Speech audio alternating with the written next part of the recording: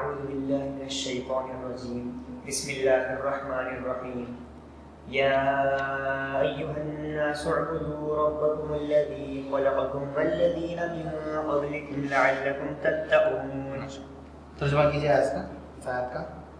یا ایھا الناس، اے لوگو، اعبدوا، عبادت کرو، ربکم، تم اپنے رب کی، الذی، جس نے، خلقکم، پیدا کیا تم سب کو، والذین، اور ان لوگوں کو جو، من قبلکم، تم سے پہلے تھے، لعلکم تتقون، تاکہ تم پرہیزگار بن جاؤ. اچھا، اس آیت سے کیا نصیحت ملتی ہے ہم کو؟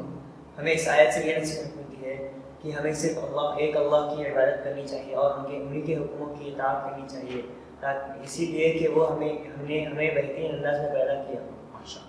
جزاک اللہ.